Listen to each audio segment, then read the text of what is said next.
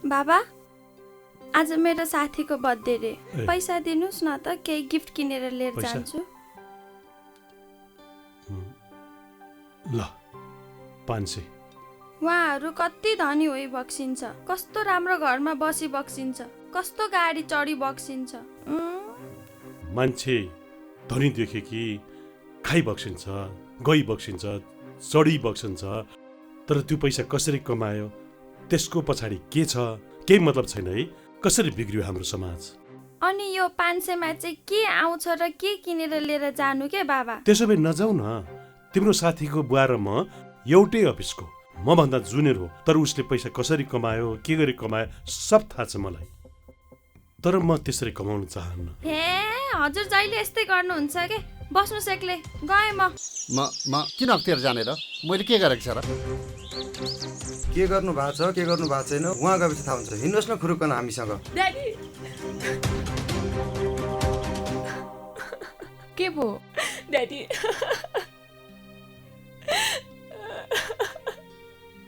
आम्दानीको स्रोत भन्दा धेरै गुणा सम्पत्ति छोरी, देखिएको र आयो बर्थडे पार्टीमा गएर पनि सम्पत्ति मैले देखिएको टिभीमा भए हेरेको छु तिम्रो आय साथीको नपुगेको बुवाको घर। सम्पत्तिका बारे खोजको लागि हजुरले हिँड्नु भएको बाटो ठिक रहेछ बाबा। हो। उपस्थिति गराएको छ। छानबिनको अनुसन्धानको कार्य सकिएपछि तिम्रो बाबालाई आज यस्तै गरी लगेको भएदेखि हाम्रो कस्तो बेइज्जत हुँदो रहेछ हेर त छोरी। इमान्दारिता नै सबभन्दा ठुलो सम्पत्ति हो।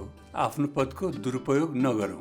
अख्तियार दुरुपयोग अनुसन्धान आयोग, टङ्गाल, काठमाडौँ।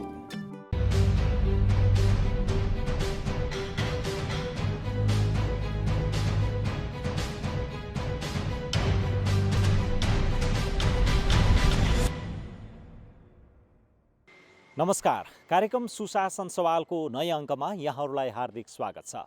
अख्तियार दुरुपयोग अनुसन्धान आयोग र नेपाल टेलिभिजनको संयुक्त प्रस्तुति कार्यक्रम सुशासन सवालमा विशेष गरी हामीले सरकारी र सार्वजनिक निकायबाट प्रवाह हुने सेवा, विकास निर्माण, राजस्व सङ्कलन, सार्वजनिक सेवा प्रवाह सँगसँगै अख्तियार दुरुपयोग अनुसन्धान आयोगका साप्ताहिक गतिविधि पनि प्रस्तुत गर्दै आइरहेका छौँ।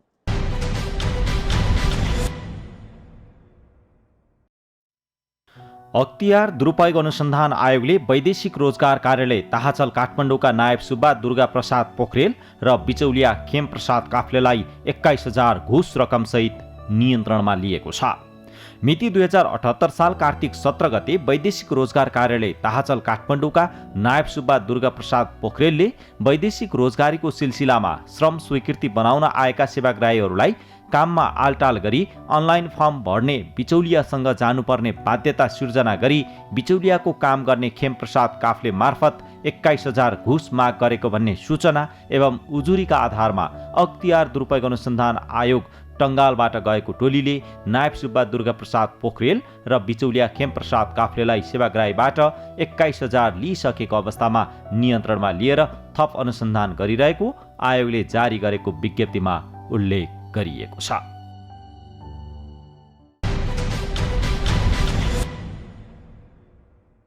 कृषि तथा पशुपन्छी विकास मन्त्रालय अन्तर्गत सञ्चालन भएको एउटा परियोजना हो प्रधानमन्त्री कृषि आधुनिकीकरण परियोजना। यो परियोजना अन्तर्गत सञ्चालन भएका विभिन्न कार्यक्रमहरूमध्ये शीत भण्डार निर्माणको विषय सबैभन्दा पेचिलो र सबैभन्दा विवादित विषय बनेको थियो। यस विषयमा अख्तियार दुरुपयोग अनुसन्धान आयोगमा पनि विभिन्न ढङ्गबाट उजुरी प्राप्त भए र ती उजुरी उप भएको छानबिनका क्रममा देखिएका कमी कमजोरीहरूलाई समेटेर अख्तियार दुरुपयोग अनुसन्धान आयोगले 12 बुँदे सुझाव प्रस्तुत गरेको थियो। यो 12 बुँदे सुझावको कार्यान्वयनको अवस्था के छ र मन्त्रालयले समग्रमा सुशासन प्रवर्धन र भ्रष्टाचार नियन्त्रणका लागि के कस्ता प्रयास र पहलहरू गरिरहेको छ भन्ने विषयवस्तु आजको कार्यक्रममा हामी समावेश गर्न गइरहेका छौँ। अब प्रस्तुत छ सोही विषयवस्तु। अख्तियार दुरुपयोग अनुसन्धान आयोगले विभिन्न सरकारी र सार्वजनिक निकायहरूले सञ्चालन गरेका आयोजना, परियोजना र कार्यक्रममा देखिएका कमी कमजोरीहरूलाई सुधारका लागि सुझाव प्रस्तुत गर्दै आएको छ। आयोगले दिएका सुझावका आधारमा देखिएका कमी कमजोरी सुधार हुनका साथै भ्रष्टाचार नियन्त्रण र सुशासन प्रवर्धनमा समेत सहयोग पुगेको छ। आयोगले नेपाल सरकार, कृषि तथा पशुपन्छी विकास मन्त्रालय मार्फत सञ्चालन भएको प्रधानमन्त्री कृषि आधुनिकीकरण परियोजनामा भएको अनियमितता र भ्रष्टाचारका विषयमा सुझाव दिएको छ।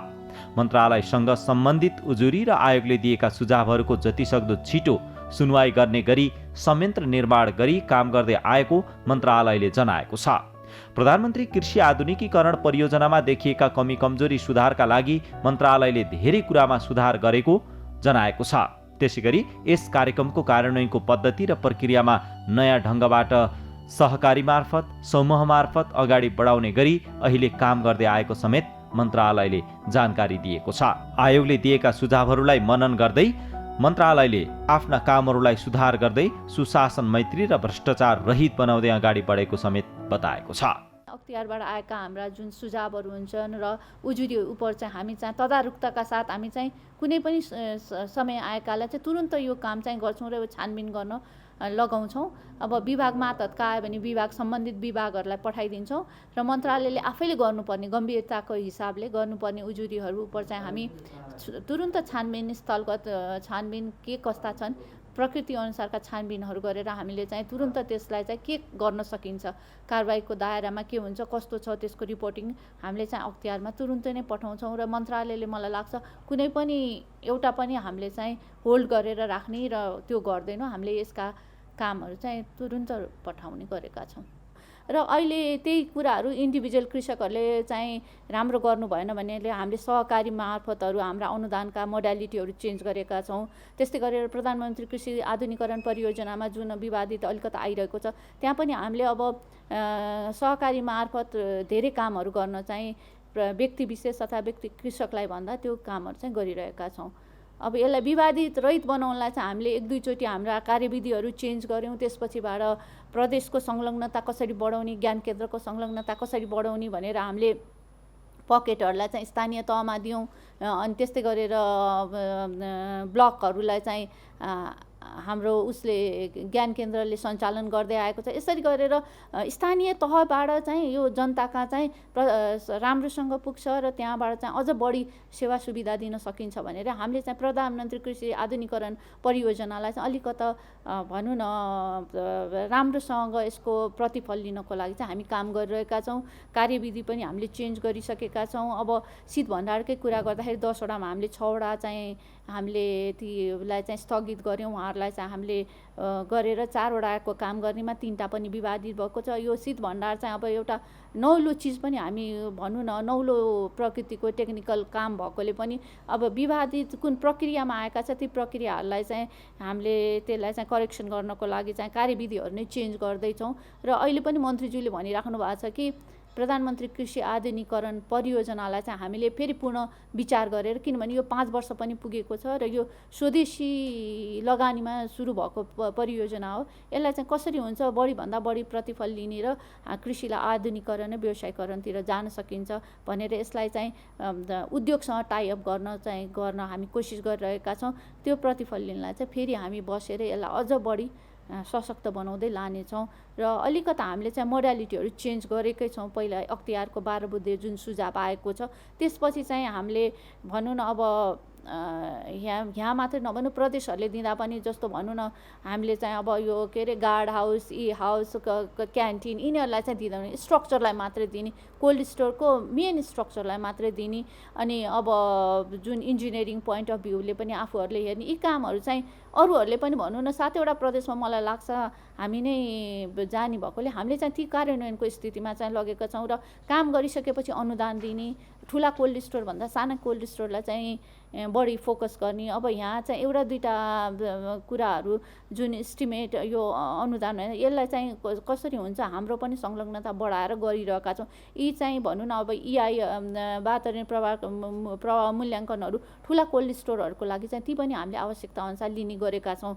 अब यी चिजहरू चाहिँ हाम्रो कार्यक्रममा चाहिँ रिफ्लेक्सनहरू भएको छौँ। अब प्रधानमन्त्री कृषि आधुनिकीकरण परियोजनाकै सवालमा चाहिँ बसेर चाहिँ मन्त्रीज्यूले पनि अहिले भन्नुभएको छ कि हामी बसेर फेरि यसलाई पुनः विचार गर्छौँ भने डेफिनेटली हामीले चाहिँ यसलाई चाहिँ नयाँ रूपमा 1-2 महिनामा देख्न सकिन्छ होला भन्ने मलाई लागेको छ। भ्रष्टाचार नियन्त्रण र सुशासन प्रवर्धनमा सेवा प्रदायक र सेवाग्राही दुवैको भूमिका महत्त्वपूर्ण रहने देखिन्छ। सचेत सेवाग्राहीले सरकारी र सार्वजनिक निकायहरू मार्फत प्रदान हुने सेवा, विकास निर्माण लगायतका कुरामा सहभागिता सहित चासो व्यक्त गर्नु आवश्यक हुन्छ। सेवा प्रवाह गर्ने निकायका अधिकारी, नागरिक र सेवाग्राही पनि जिम्मेवार बन्न सके भ्रष्टाचार कम गर्न सकिने मन्त्रालयको विश्वास रहेको छ।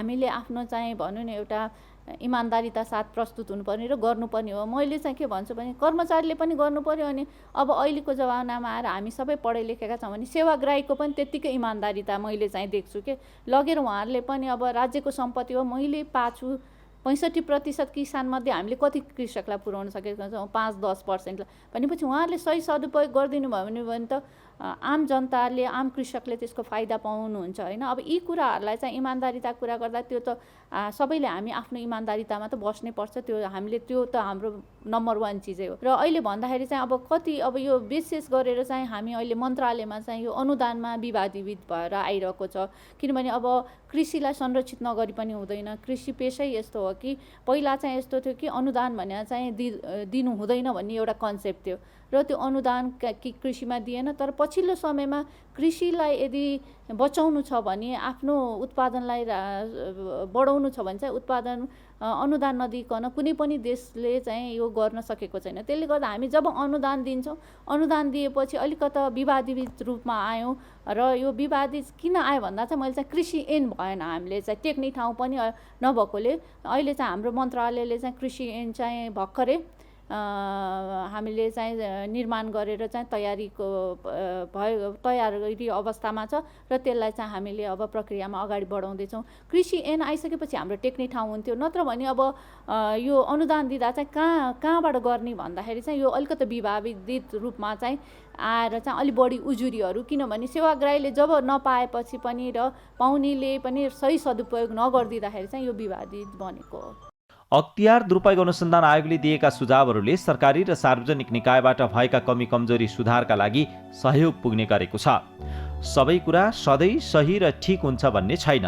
कहिलेकाहीँ जान अनजानमा काम गर्दा गर्दै कमी कमजोरी हुन सक्छन्।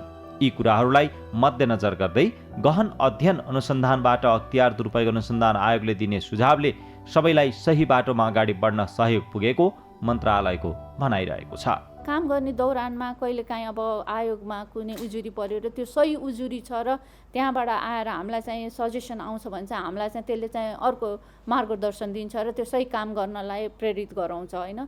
तर कहिलेकाहीँ उजुरी चाहिँ गलत मान्छेले गलत व्यक्तिले हालिदिँदा चाहिँ सही मान्छेले दुःख पाउँछ। त्यो बेलामा चाहिँ अब कामको प्रक्रियागत ढिलो हुन्छ र हुनुपर्ने काम चाहिँ टाइममा हुँदैन। नभए भने आएका सजेसनहरू अब कति चिज चाहिँ हामी काम गर्ने दौरानमा केही चिजहरू हामीले गल्ती गरेका छौँ, औँलाउँदाखेरि चाहिँ हामीलाई काम गर्नलाई चाहिँ राम्रोसँग हामी सक्छौँ र यसको प्रतिफल डेफिनेटली बेटर हुन्छ पहिलाको भन्दा। यसले गर्दा आयोगले जुन थर्ड आईले हेरिदिनु त हाम्रो लागि राम्रो नै हो।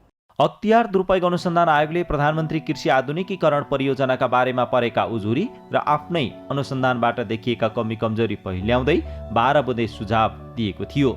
12 बुँदे सुझाव पश्चात कृषि तथा पशुपन्छी विकास मन्त्रालयले छानबिन टोली नै बनाएर प्रधानमन्त्री कृषि आधुनिकीकरण परियोजनाको स्थलगत अनुगमन गरेको थियो। स्थलगत अनुगमनका क्रममा अख्तियार दुरुपयोग अनुसन्धान आयोगले दिएको सुझाव अनुसार परियोजना मार्फत निर्माण हुने भनिएका शीत भण्डार निर्माणका लागि सम्झौता नगरेका 6 वटा कोल्ड स्टोरको सम्झौता तत्काल रद्द गरिएको छ भने थप 3 वटाको विषयमा अदालतमा मुद्दा विचाराधीन रहेको छ। आयोगको चाहिँ पहिलो नम्बरको बुदामा चाहिँ त्यो सम्झौता गरेर कामै सुरु नगर्ने जति पनि चाहिँ शीत भण्डार गृह निर्माणका लागि सम्झौता गरेका फर्महरू निजी कम्पनीहरू छन्, उहाँहरूको चाहिँ सम्झौता रद्द गर्नुपर्छ भन्ने खालको सुझाव चाहिँ 76/10/26 को चाहिँ मन्त्रालयको चाहिँ निर्णयबाट चाहिँ 6 वटाको चाहिँ रद्द भएको चाहिँ अवस्था छ। र त्यसपछि यो परियोजनाले कोल्ड स्टोरेज शीत भण्डार गृह निर्माण सम्बन्धी कुनै पनि चाहिँ कार्यक्रम चाहिँ प्रस्ताव गरेको छैन अहिलेको अवस्थामा, किनभने यो अब सुरुकै जुन कोल्ड स्टोरेजहरूमा चाहिँ एउटा जटिलताहरू देखियो, विवाद आयो, त्यसले गर्दाखेरि थप यसमा चाहिँ कार्यक्रम हामीले राखेका छैनौँ। र यी 4 वटा कोल्ड अब 10 वटामा चाहिँ 6 वटा रद्द भइसकेपछि बाँकी रहेका 4 वटा चाहिँ शीत भण्डारहरू मध्येमा नुवाकोट शीत भण्डार सँग चाहिँ अब यो काठमाडौँ जिल्ला अदालतमा चाहिँ अहिले मुद्दा चाहिँ एउटा विचाराधीन अवस्थामा छ। त्यसै गरी कैलाश कोल्ड स्टोर बाँकेको चाहिँ ललितपुर जिल्ला अदालतमा चाहिँ यो विचाराधीन अवस्थामा छ मुद्दा।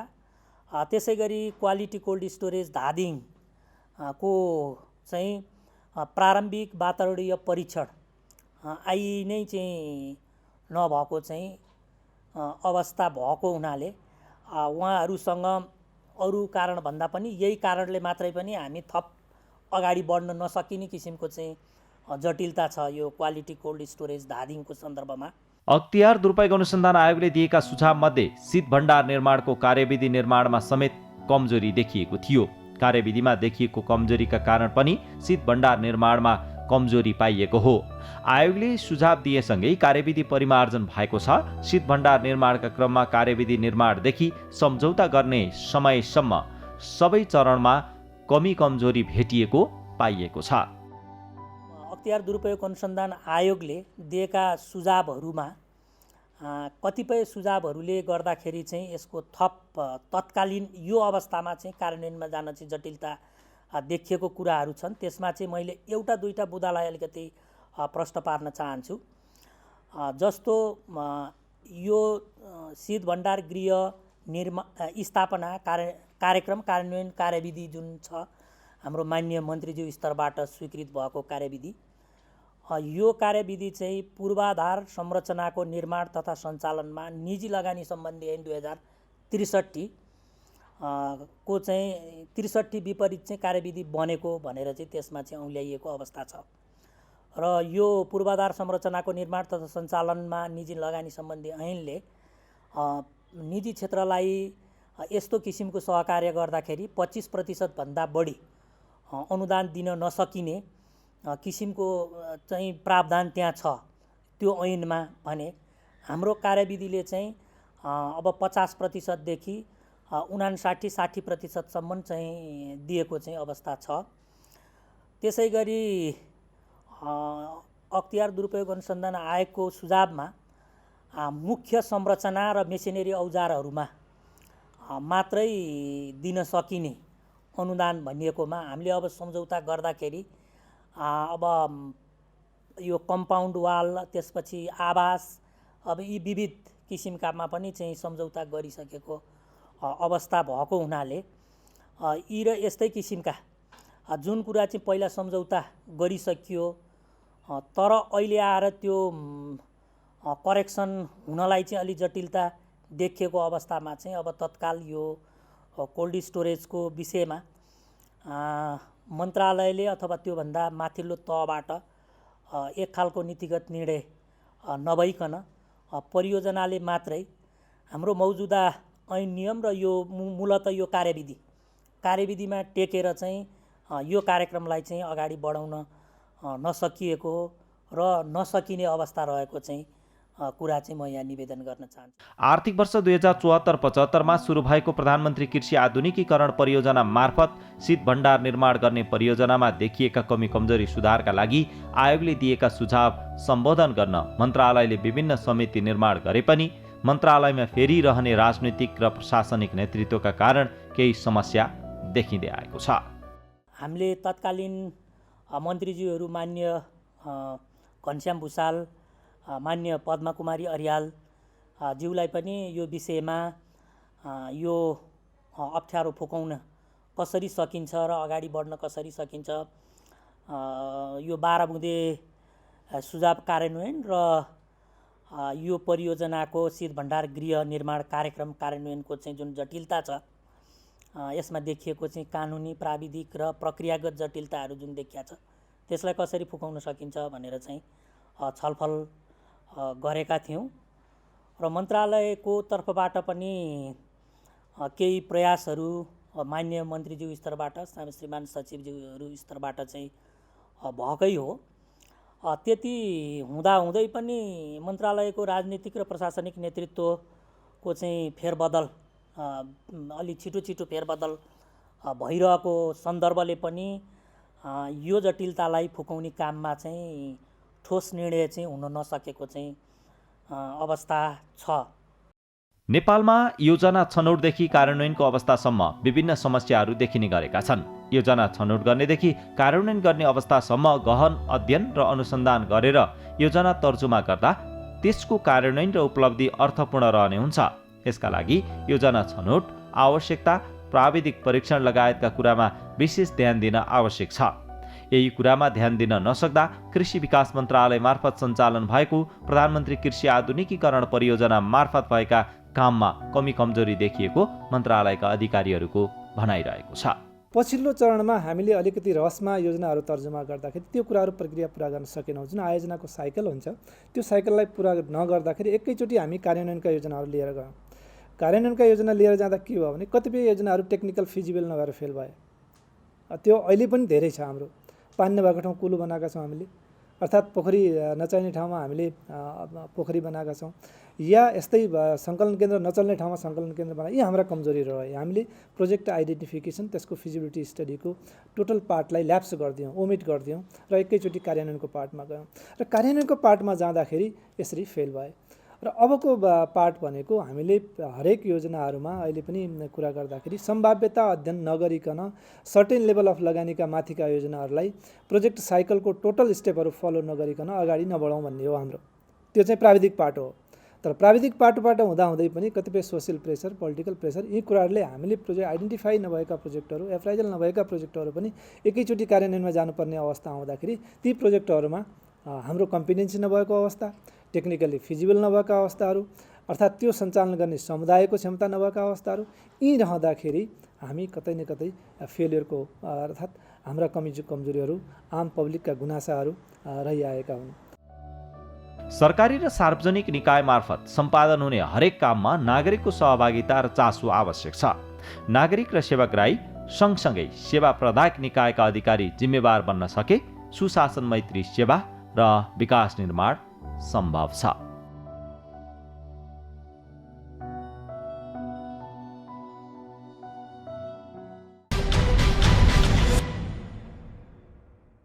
दर्शकबिन, सरकारी र सार्वजनिक निकायबाट प्रवाह हुने जुन कुनै कार्यक्रम होस्, सेवा होस् अथवा विकास निर्माणको काम होस्, त्यसमा हुने भ्रष्टाचार, अनियमितता र ढिला सुस्तीका विरुद्ध तपाईँ हामी सबै सचेत नागरिक र सेवाग्राहीको हैसियतले आवाज उठाउनु आवश्यक छ।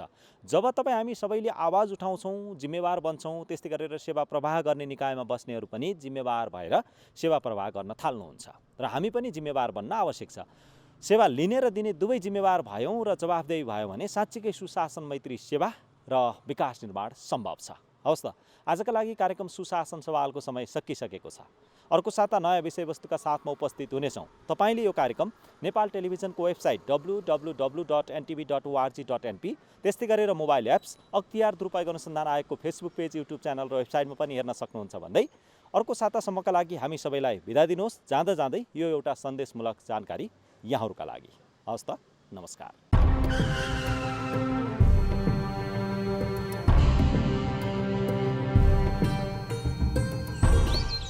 यहाँको पुजारी को हुनुहुन्छ? मैले चिनी यहाँलाई।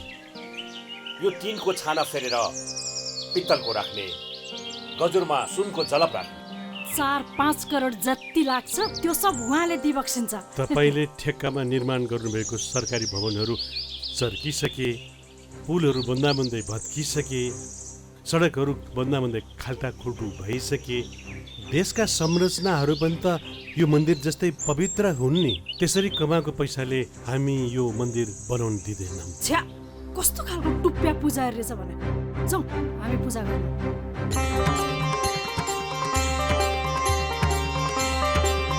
त्यसरी पूजा गर्दैमा भगवानले माफी देलान् र?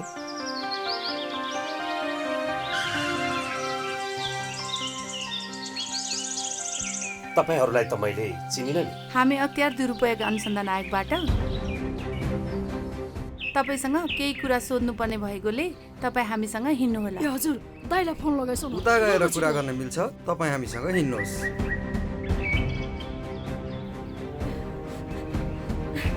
त्यसरी पूजा गर्दैमा भगवानले माफी देलान् र? तपाईँले कमाउनु भएको प्रतिष्ठा कसैले जफत गर्न सक्दैन। पदको दुरुपयोग गरी आर्जेको सम्पत्ति जफत हुन सक्छ। अख्तियार दुरुपयोग अनुसन्धान आयोग, टंगाल, काठमाडौँ।